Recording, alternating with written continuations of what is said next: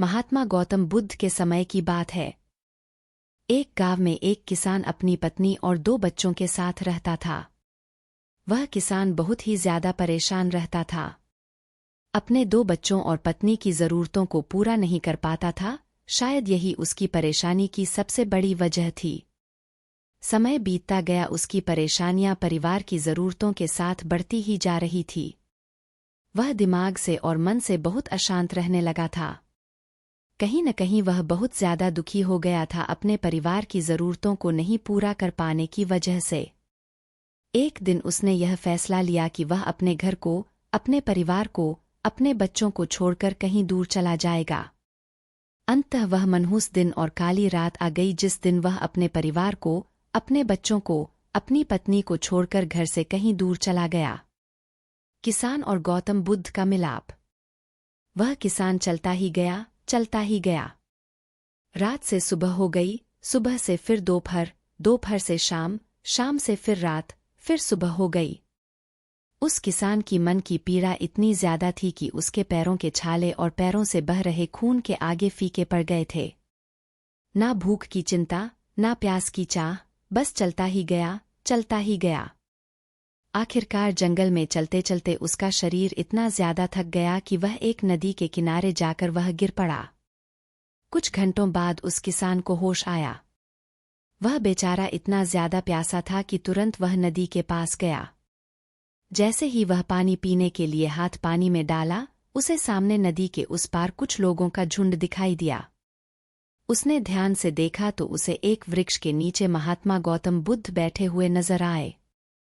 वह तुरंत दौड़ के उनके पास गया और उनके पैर पर गिरकर बोला कि हे महात्मा, हे भगवान गौतम बुद्ध, मुझे अपनी शरण में ले लीजिए, मुझे अपना शिष्य बना लीजिए।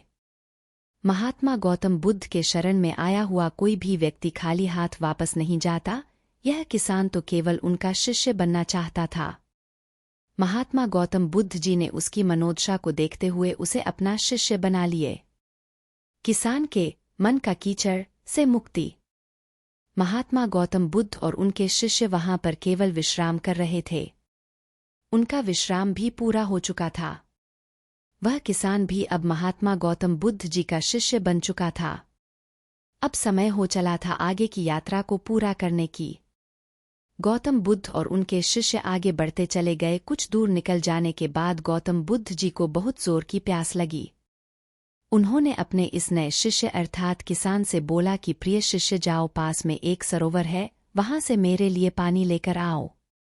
किसान बोला, जो आज्ञा भगवान। किसान सरोवर की तरफ चल दिया। सरोवर के पास जैसे ही किसान पहुंचा, उसने देखा कि उस सरोवर में बहुत सारे जानवर उछल कूद कर रहे हैं। वे सारे जीव जंतु किसान को देखते ही तुरंत वहां से भाग गए। किसान बहुत ही खुश हुआ और उस सरोवर की तरफ चल दिया पानी लेने के लिए।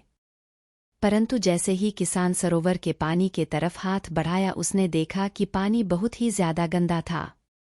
किसान निराश होकर वापस गौतम बुद्ध जी के पास आ गया।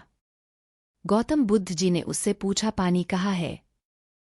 किसान ने दुखी भरे शब्दों के साथ कहा, है भगवान, मैं जैसे ही उस सरोवर के पास पहुंचा तो मैंने देखा कि उस सरोवर में काफी सारे जीव जंतु उछल कूद कर रहे थे और उनके उछल कूद करने की वजह से उस सरोवर के जमीन के तल में बैठी हुई सारी गंदगी, सड़े हुए पत्ते उस पानी में घुल मिलकर एक कीचड़ का रूप ले लिए थे।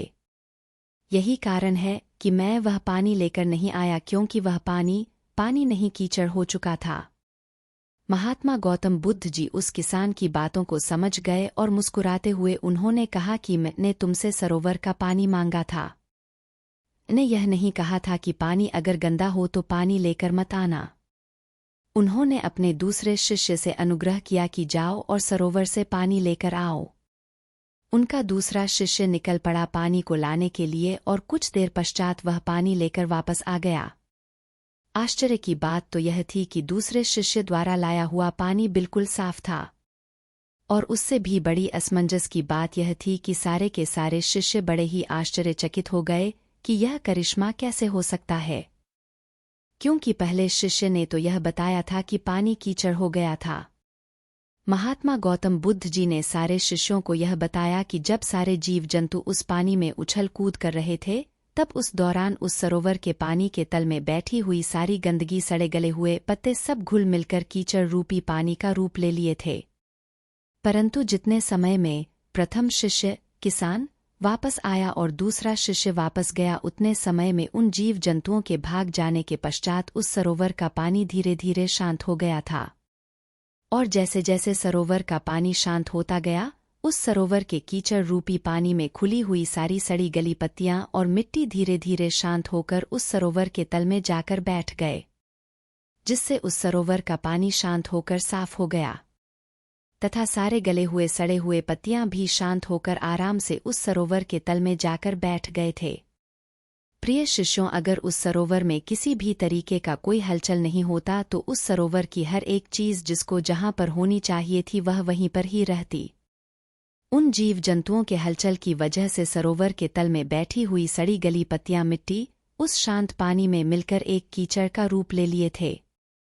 ठीक इसी प्रकार से हर एक व्यक्ति के जीवन में तरह तरह की समस्याएं, परेशानियां और कठिनाइयां आती है, जिसके वजह से हमारे मन में हलचल सी मच जाती है, हमारा दिमाग और मन अशांत हो जाता है।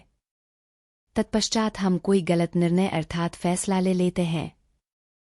परंतु अगर हम थोड़ा समय देकर उन कठिनाइयों, परेशानियों और समस्याओं के बारे में समझने की कोशिश करें तो मन की हलचल उस सरोवर की पानी की तरह शांत हो जाएगी, जिससे हम अपने जीवन में सही निर्णय का चुनाव करते हुए उसका समाधान निकाल लेंगे।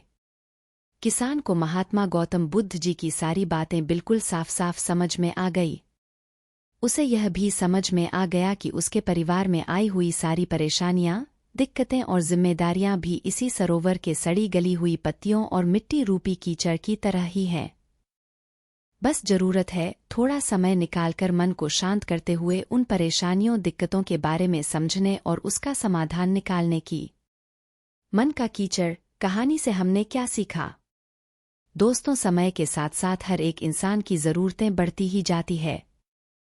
हो सकता है किसी की जरूरत कम हो सकता है किसी की जरूरत ज्यादा हो, लेकिन हमें उन जरूरतों को पूरा करने के लिए मेहनत तो करना ही पड़ता है।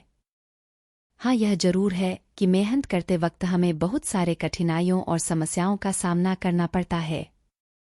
इसी वजह से बहुत बार हमारा मन अशांत हो जाता है, निराश हो जाता है, दिल दिमाग में एक अजीब सी हलचल होने लगती है, जिसके वजह से हम गलत फैसला ले लेते हैं। परंतु दोस्तों, हमें घबराने की जरूरत नहीं है, हमें अपने दिमाग को शांत करने की जरूरत है। थोड़ा समय देकर इसके बारे में सोचने की जरूरत है। इसका समाधान कुछ न कुछ जरूर निकल आएगा।